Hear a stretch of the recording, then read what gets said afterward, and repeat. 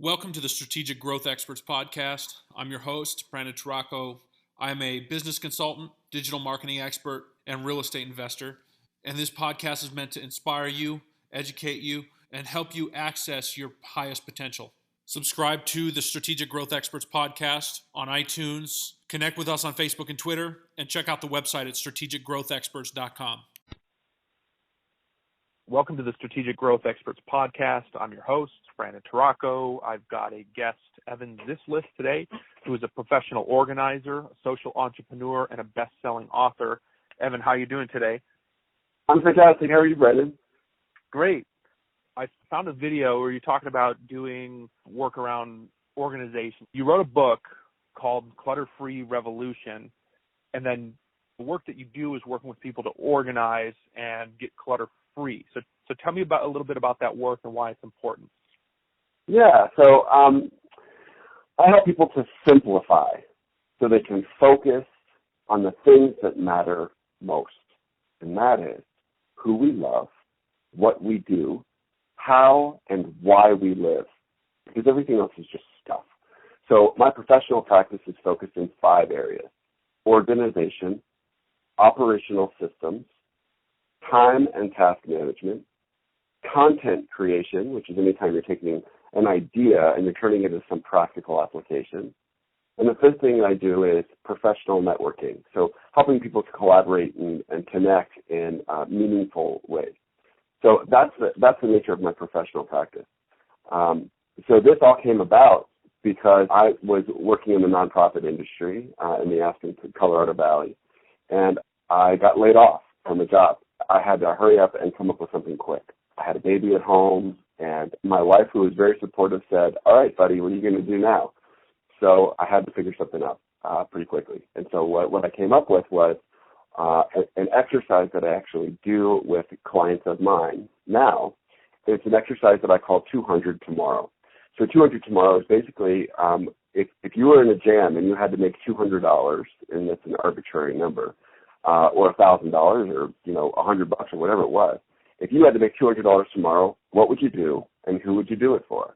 So it's an exercise in figuring out what are you good at, what are the demands in either my local community or people that I have access to in my network, and what would you do for them? And so what I came up with was that probably the thing that I'm best at is organization, seeing things in a way that helps to achieve simplicity, clarity, productivity, efficiency, and reliable effectiveness.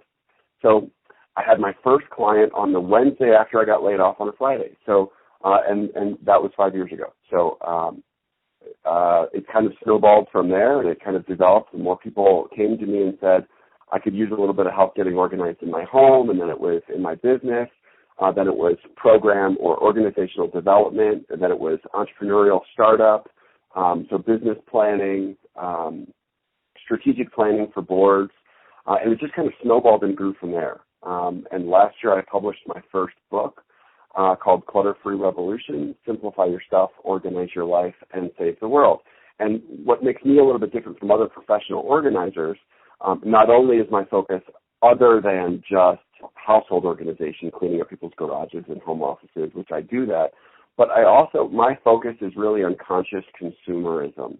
So the former president and CEO of Patagonia, Inc., the retail company, Patagonia, he calls this book a must-read for every household in America. And basically, it is a manual for simplifying your stuff, getting organized in your life so that you can leverage what is available to you so that you can contribute to the global solution. And I think that there is a clutter crisis on this planet. And it's really, we're drowning in our own clutter. So what I help people to do is make a tangible impact, not only in their own homes and their own spaces, but also on a global scale. Yeah, wow, that's a lot of really impactful information you just shared. Even though you started for your first 200 and then you built a business out of it, what changed financially for you? How did it change your financial destiny when you started this business? Being an entrepreneur, as you know, it's kind of like being on a roller coaster. First of all, you nailed it in the way that you described the question. I am in charge of my own destiny. If it's on my calendar, it's because I put it there. If it's on my agenda for the day, the week, the quarter, the year, it's because it was important to me in my strategic growth as an entrepreneur. So I have a lot more autonomy to do the things that are important to what I think is going to propel me in a forward direction. And that's at my own definition.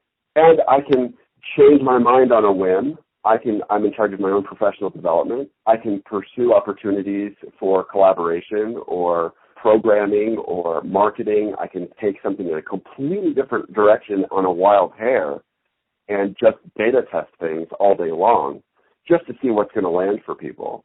And I think financially, I didn't have business experience before launching this enterprise in 2012.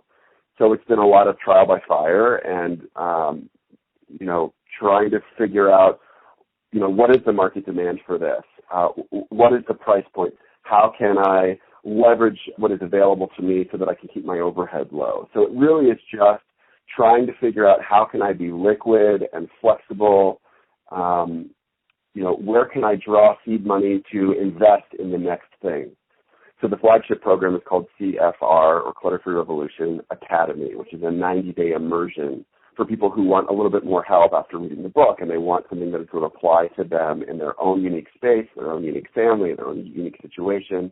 So how do you simplify, get organized, and create beautiful, sacred spaces in your own home, and working through and troubleshooting some of the issues that come up along the way, communication and relationships and so forth. So that program is the next step. So what I decided to do was take 100% of the income from my book sales and reinvest it back into the company. So that could be professional development. It could be, hiring somebody that's better at internet marketing than I am.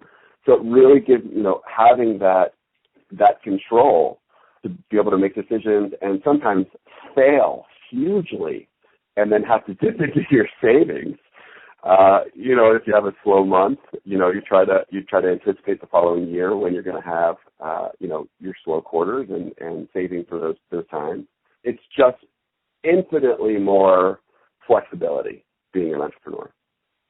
Absolutely. And one of the interesting things that you brought up as well is that you had the CEO of Patagonia, read your book, and then you started also, it sounds like, doing some consulting, on boards and strategic planning. And, obviously what you're doing goes beyond, simply organizing stuff in your living or workspace. And I've talked about that with some of my guests on previous episodes as well, where we discuss how, your environment has the biggest impact on what you create. And which is why I was so compelled to have you on the show, because it ties perfectly in to that conversation on, if you're trying to create something, your environment needs to be set up in a way that's conducive to producing a specific results. One of the other things you talked about in a post or video or something, you were referring to the aspect of feng shui and how it ties into, the flow of energy and how this how having that clear space that's organized gives you the ability to basically create freely. So how do you tie in those examples of like energy and feng shui with decluttering and developing success? Here's the important takeaway.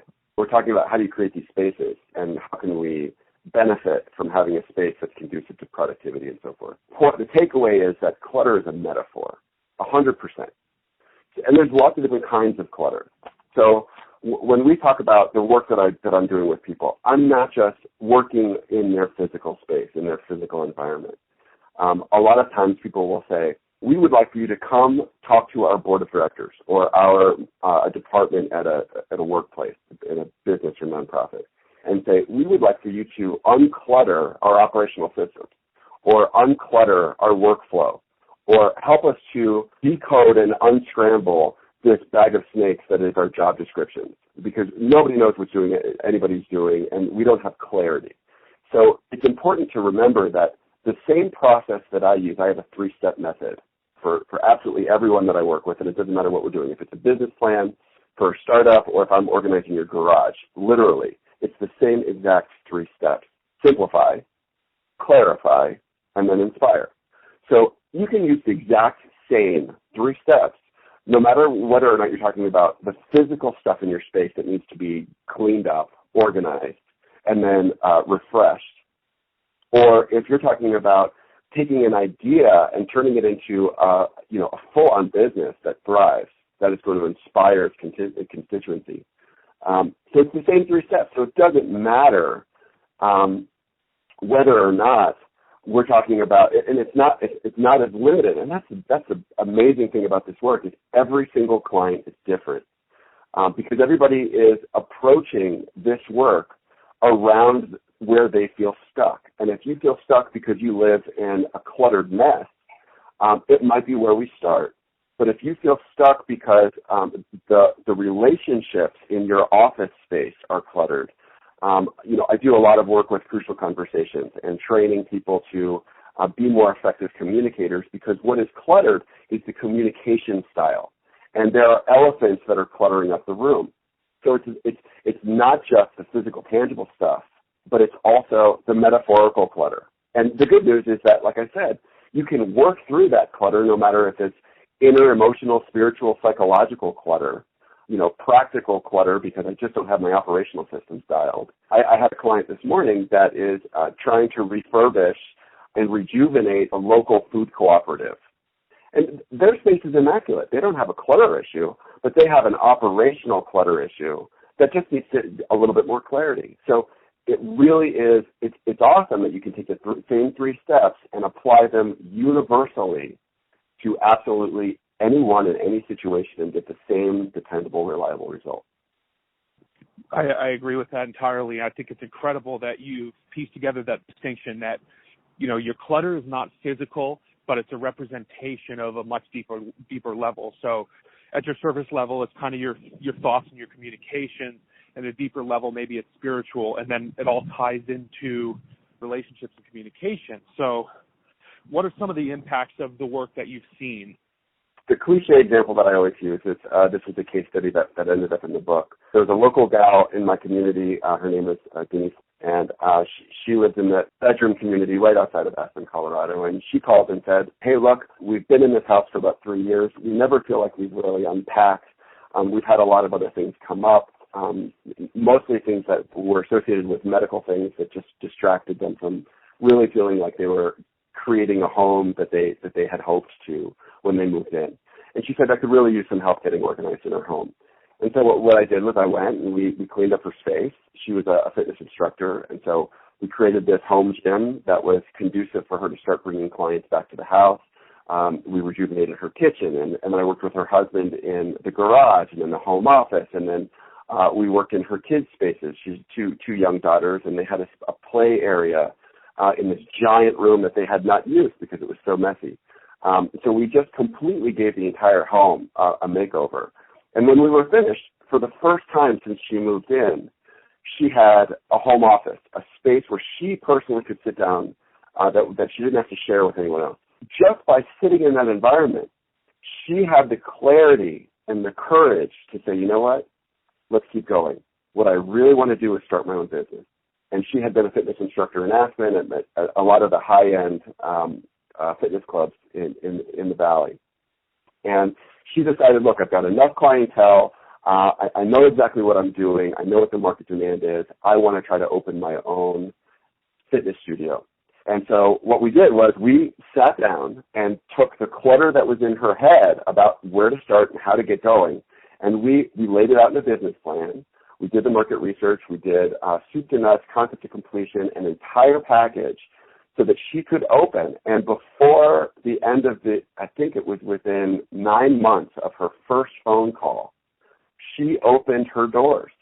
And I think she's in her 3rd year now, and she is kicking ass. She is so much growth that she's almost already outgrown her space. So those are the kind of results that you get when you get clarity.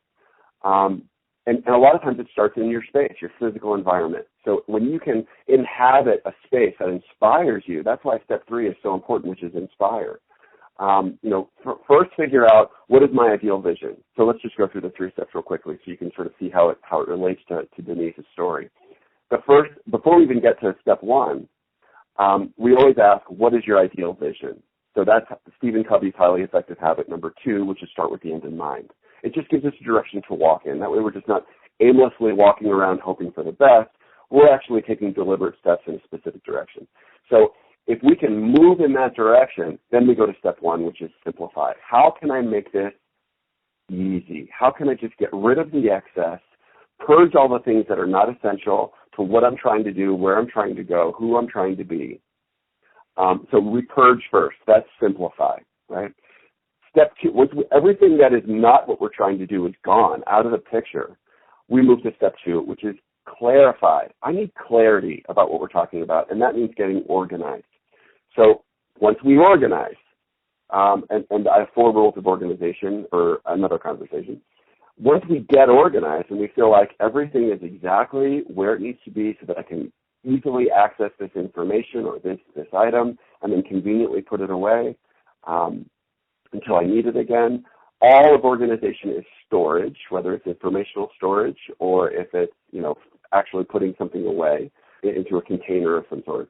And then once we've completely gotten organized and we have clarity about what is essential, then we move to step 3, which is inspire. We need to be inspired to bring this to life with style and vibrancy. So that could be the interior design of a space or a brand. It could be how do you bring something to life in your marketing, whether it's web presence. How am I going to enroll people into this concept so that they feel inspired to engage with it? So that's step 3. And that's also going to give you the inspiration to do the maintenance required to keep it going. Anything operating at peak performance requires maintenance. And the way that we consistently do that maintenance is by becoming inspired to do so. So those are the 3 steps. And then you just do it over and over and over again. You're constantly reinventing and rejuvenating and refreshing, thinking of innovative ways to engage with your constituency so that it's fresh and exciting and new for them. And you just follow this, whether it's the physical stuff in your space or applying those 3 steps to, conceptual practices, starting your own business, for example. Those are the kinds of results that you can expect. Wow, yeah, that's really powerful stuff. And part of what I get from that is that, you're kind of setting the intention, or you're setting, it's your life, right? So what you create out of it is really a function of your desire as well as your drive and your actions. And then there's the whole level of being in integrity with who you are, who you say you are. And really what it sounds like you're doing is helping people to establish that integrity and get in integrity with who they are in their space. The most important aspect to me is what is the opportunity to affect positive change outside of your own immediate space, your own immediate life? How can we collectively expand our positive impact on a global scale? We don't need more successful people. What we need is more happy people doing the things that they love. So that's all this is. Really what we're trying to do is try to empower individuals to be a part of this revolution that is moving in this direction of, look, I'm not going to compete in the same rat race for the same paltry rewards that we have historically, been killing ourselves over. Maybe buy a house, try to make enough money at this job that is only somewhat fulfilling, so that I can pay my bills every month. What kind of a life is that? I think that there's a shift. I think there's a planetary shift where people are saying, no, there is more. And a lot of that more starts with being, living, breathing in service to others. So it's not just about me anymore. So if we can downsize, if we can simplify, if we can get nimble, if we can be more responsive to the ebbs and flows and changes that are outside of our control, if we can increase our happiness, if we can increase our sense of abundance, which starts with gratitude, the intentional absence of excess creates the tangible space for abundance. So if you could get rid of all the excess, you're creating space for abundance. So that's what this is all about. It really is, the subtitle of the book is Simplify Your Stuff, Organize Your Life, and Save the World. My emphasis really is not about tidying up. there's a best-selling author. Her name is Marie Kondo. She wrote a New York Times #1 bestseller that stayed on the New York Times list. I think she's still #1 since she published her book in 2014 called The Life-Changing Magic of Tidying Up. And she's huge. She sold over 3 million copies of her book, and she's a media darling, and she's a global sensation. And her focus is on what brings you joy, and that is her filter for determining whether or not something is in your space, whether you keep it or pass it along. And I feel like if that is the only filter that we're using to determine if something stays or goes, we're missing the point. We're missing an opportunity to pass those things along to people in our community who need those things. And we're not asking the hard question, which is, where did these things come from in the first place? Do we really need all that clutter? Do we need all that stuff? What went into manufacturing this particular thing? What toxic chemicals that are known carcinogens are being leached at the factory level into the local groundwater in the communities that are making these things in developing nations and impoverished communities, where people are working under slave wage conditions, so that we can get bigger discounts at Walmart. We're not putting enough of an emphasis on where this stuff comes from in the first place. Do we really need all this junk? And what happens to it when we're finished with it? The big piece of that, too, is you're taking it on a whole different level. And this is such an important level, too. Simple things like if you look at plastics, for example, there's all different types of plastics. Certain types of plastic, the manufacturing process is so toxic. There's cities in our own country where people are just dying. They're just wrecked with disease because the manufacturing facilities are just polluting the places that we're living in. So there's a whole different aspect of, conscious consumerism and conscious ways of being that can really have an impact in ways that most people don't even take the time to think about or really look into. That's a part of who you are. If you're looking into those things, that's a part of who you are. And if you're someone who looks at those things and decides, hey, I'm going to be part of the solution and not the problem, then, the world starts to shift around what kind of world is possible for us to live in. Obviously, I think everybody has the desire to live somewhere, to be healthy and to not harm other people and to be successful in creating something that helps other people. So it's really incredible to hear this story come together from you. I'll give you a perfect example. My parents just had their joint retirement party, and they insisted, and I have a 5-year-old daughter, she'll be 6 this weekend, and my parents insisted that they treat us to a vacation in Disney World to celebrate their retirement. And they wanted a treat, and they said, we know this isn't your first choice, but we want you to show up and be cheerful and gracious and don't ruin this trip for your daughter by grumbling the entire time. So we just got back. We were there last week, and we were there for a week. And it was exactly what you're describing. It was kind of rubbing my nose in the fact that there is this complete disconnect between what we think of a certain brand or a certain experience versus what is actually the impact of that operation. So when I got back, I did a little bit of research, and I discovered that Disney is the 11th most valuable brand in the world, valued at about $180 billion. They're the number one media conglomerate in the world. They have had influence, huge influence, indoctrination, like serious, like almost to the extent of like a religious cult, of no less than 5 generations of international fans. And if you think about that, you cannot talk trash about Disney, because people will take it like you're insulting Christ. You can't say anything bad about Disney. What do you mean? Disney's fantastic. Disney gave us Mickey Mouse and Frozen, for Pete's sake. But when you look a little bit deeper, much of what Disney is about is retail and merchandising. And, even more than the theme parks, it really is about their merchandising. And 100% of their merchandising is manufactured offshore. And in 2012, there was an investigation into corporate misconduct. And there were over 2,000 violations, labor violations, from Disney's operation offshore.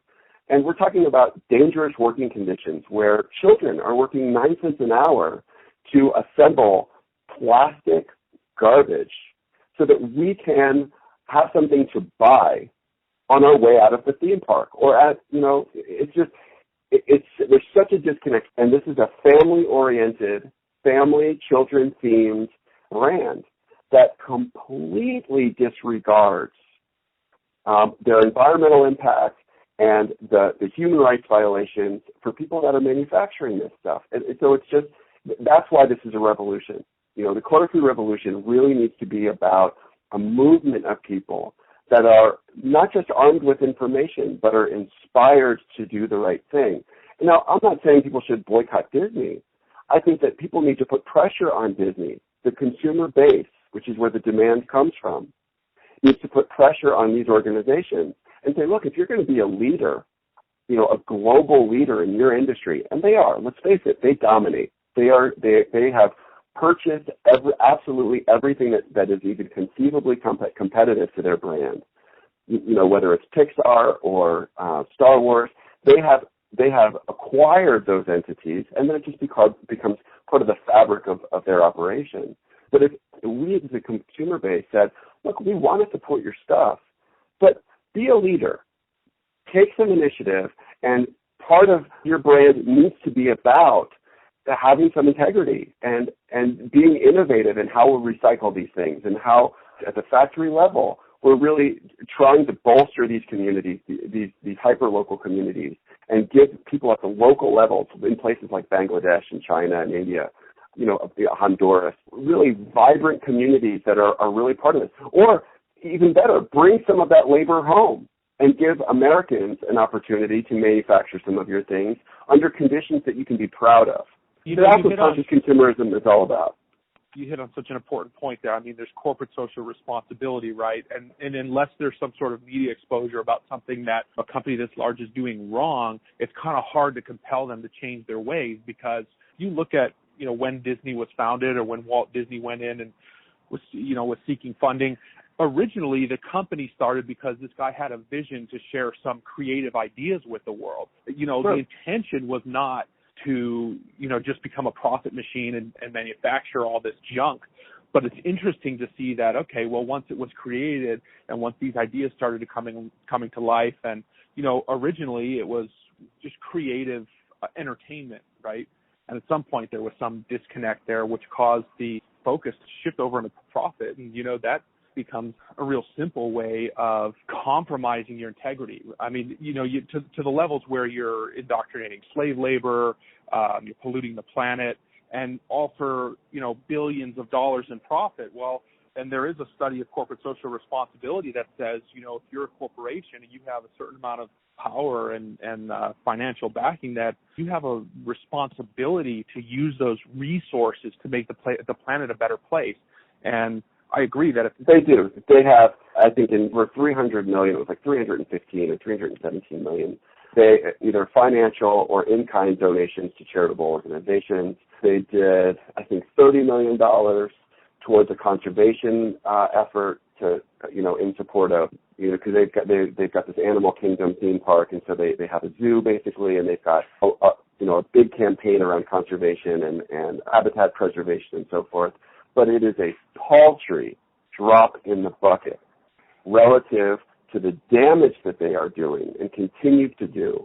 It's just a public campaign that, relative to their profit, that just sort of puts this impression out there that they are doing the right thing. And I just feel like, Patagonia is a great example. Patagonia acknowledges and says, look, we're in a textile industry where we know we're going to have an impact on the planet, but we're going to take every measure that we can come up with and continue to innovate those measures in order to mitigate and diminish our impact, our negative impact on the world, not only on the planet but on the people.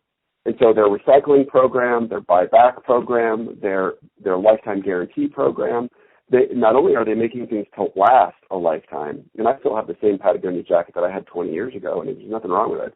patched it a couple of times, but it's bomber, which is the exact opposite of what a lot of people are doing, which is making things that are designed to break down in 6 months to a year so that you have to replace them. It's demanding from a consumer base on a global scale. Look, we demand better. We will only support and buy from those who are trying to mitigate and diminish our impact and are taking active steps to promote industries that are more responsible and more considerate of how can we turn this negative into a positive? How can we infuse sustainability into our operation? There's more to the bottom line than just what is good for shareholders.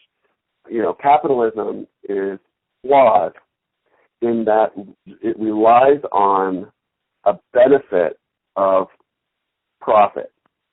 And that's the bottom line, is what is the profit? And it neglects the long game.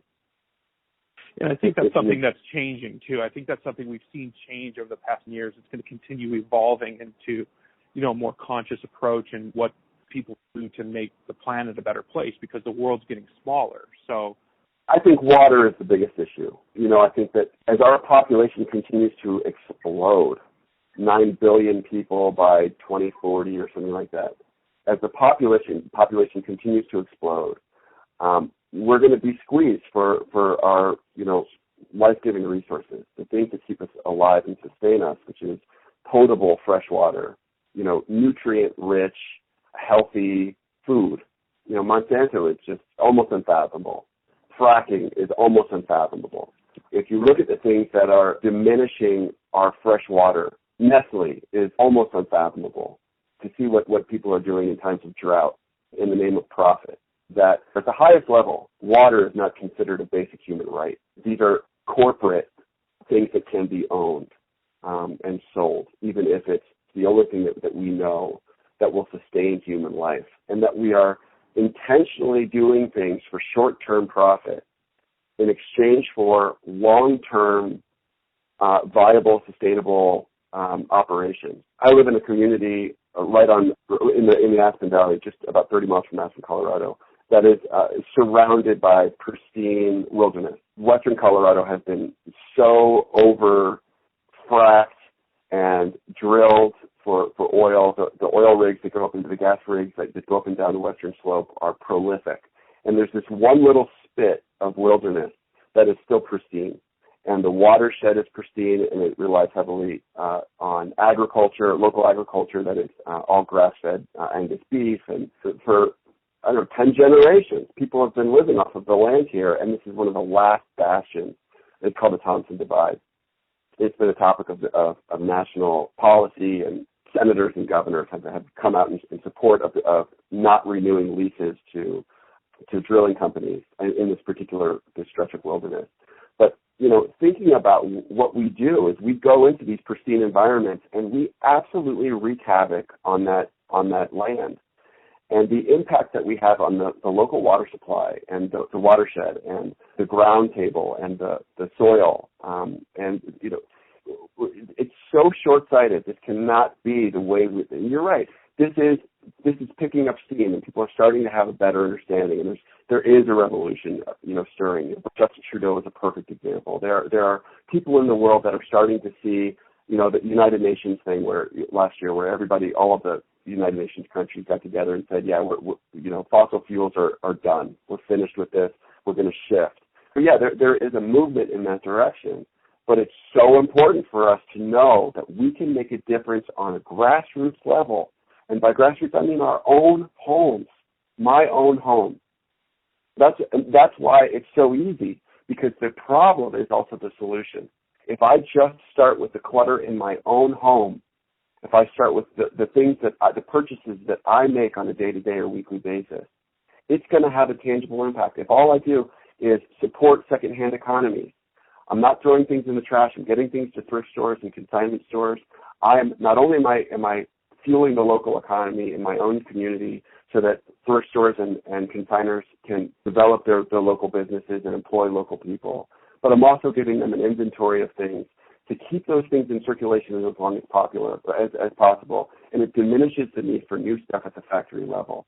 So you can make a difference in your own home, and that's what this is about. Yes, we want to try to get global policy and national policy to try to support things through legislation and so forth. But we can make a difference in spite of what happens in Washington. And that's why it's a revolution. That's huge. You absolutely have the ability to create an impact just by making the right choices. The other thing I wanted to ask you was you have another book, or you're tying it somewhat into your romantic life. How does that work with relationships? So how does this work you're doing impact relationships? For those listening that don't know, I wrote a small little ebook. It's an 80-page, I'm calling it a pocket guide. It's really just a PDF. It's still for free on my website. It's called Aphrodisiac, Clearing the Cluttered Path to Epic Love, Great Sex, and Relationships That Last. And how it came about was at the end of last year, I had multiple clients that were calling me saying, look, I could use a little help getting organized in my home. And then I would go to their space and work with them one-on-one in their space. And over time, many of them were saying the same thing. And what they were saying was, I think that my relationships are really struggling at home, with their spouse, in particular, with their partners or with their children. And what was independently of each other, because these people didn't know each other, they were saying the same thing. And that was that their clutter was having a tangible impact on the relationships that mattered most. And it's not that difficult to draw that connection. If you live in a cluttered environment that is chronically cluttered, and there's always dishes in the sink, and we're always behind on the laundry, and the garage is a mess, we can never find our paperwork, or we're getting behind on our bills because the mail is stacking up. Those are environments that invite conflict and chaos. And those are not environments that are conducive to intimacy, for one, but also meaningful, rich, supportive, collaborative relationships. So what the book is about, and you can say a lot in a very short book, and that is, look, connect the dots, people, between the clutter, the mess in your space, and the quality of your relationships in that space. So if all you do is get rid of the crap that you don't need, clean up and get organized with the things that are essential and the things that bring you joy, and create this environment, this sacred space for intimacy, it makes it easy to come home, make dinner, clean up, put the kids to bed, plop down on the sofa with a glass of wine, and connect with each other. So what I want to try to do is help people to connect those dots. Look, here's another way that getting organized can have an immediate impact on the quality of your life. Most people want love in their life. Most people who have love in their life and experience some conflict there, they haven't connected the dots between why is there so much conflict in my life, and what is the environment like that our household is inhabiting. So when you just shift that culture, the household culture, a lot of the book is about communication and having difficult conversations, crucial conversations, which is a New York Times #1 bestseller, is a big part of some of that conversation. And that is, a crucial conversation is high stakes, high emotions, and vastly opposing opinions. So people would say, look, I'm organized, but my spouse is a mess. He's a total slob. How do I get him to help around the house so that I'm not the only one cleaning up all the time? So that's what this book is about. It's about enrolling people in your home into a conversation that inspires them to take ownership and have some accountability to this shared effort, and giving people the opportunity to benefit from that shift. And that the response to that book, and again, it's still for free. So and there's an audio version of it that you can buy, but it really is just me reading the book. But the reason why I did an audio of it was because people were saying, I read the ebook, but how do I get my spouse to read it also? They don't want to read it. So they were suggesting that I do an audio version so that couples could agree to sit down and listen to it together. That way there was some shared vernacular, and people were able to use it as a conversation starter with other people in the room. So there is an audio version as well. But the book is still for free, and people are asking for it to be beefed up into a full-on book, which may come somewhere down the road. But in the meantime, it's not that hard to understand that there's a big connection between your sex life and the quality of your sex life or your love life, and the clutter in your space. And it really goes down into everything, right? The clarity that you have in the space in which you're creating anything is really dictating if, what gets in the way or if it's harmonious. And I think that's kind of the bottom line takeaway I get from the work you're doing, which is incredible. And the really nice link to the relationship piece is, what do couples fight about most, do you think? Money. There you go. So that ties to conscious consumerism. Do we really need this? Is this something that we really should be spending our hard-earned money on, or can we live without this? Could we downsize a little bit, scale back a little bit, save our money for the things that matter most? We didn't have a vacation for the last 2 years, but we spent probably $3,000 to $5,000 worth of junk that we probably didn't need, that we probably could have applied towards a vacation. So really just helping couples to start to reframe, okay, what are we fighting about? What is the, a lot of couples fight about sex. He wants more of it, and she just wants help cleaning the dishes. If you helped out around the house more often, she might be more in the mood. If she didn't have to come home from work, make dinner, put the kids to bed, clean up from dinner, and then get ready for the next day, because she had a little bit of help there, and there were some systems built in to make sure that some of that work was shared. I talk to so many couples where one of them will say, I do all the cleaning, and the other one doesn't help, and it's just not fair. And my life sucks because I'm the one that does all the dishes, I do the laundry, I always vacuum. They don't even lift a finger. And that's not sustainable. Those are not relationships that are rewarding and fulfilling. So it's a little thing. It's a small. That's why it's only 80 pages long. I don't know if I could make it into a full book, quite frankly, because there's not that much to say. Just figure it out, connect those dots, and you can drastically improve the quality of your life and the positive impact that you'll have on your children just by taking small little steps in a different direction. It's a little bit more mindful, a little bit more conscious, a little bit more collaborative. Those are the kinds of things that will tangibly save the world. It's been really enlightening talking to you and getting to know your work and kind of where you stand. I think you're out there doing great work and really taking a stand for people to simplify not just their lives but the world that we live in, and we're on board with that. That's what we're all about. So I'm honored to be invited. Truly, the message the consistency and the reliability of the message that you're sharing with people through the variety of perspectives is invaluable. Kudos to you for having the courage to reach out and share the variety and the breadth and scope of what people have thrown themselves into. So it's awesome, and it truly is an honor. My website is clutter-free-revolution.com. I offer a 5-hour Skype package for people that live outside of my community. So I work one-on-one with people in my community, and I have traveled a little bit within the United States. My farthest client is in Italy, and just starting to talk to people outside of the U.S. about how to implement some of these things. So it's not just theory-based. These are things that we can put into practice, and Skype and telephone sessions are powerfully impactful. And I encourage people to look more at Clutter-Free Revolution book, the Aphrodisiac book, which is absolutely free. And if you want to go a little bit deeper, I encourage them to reach out to me personally.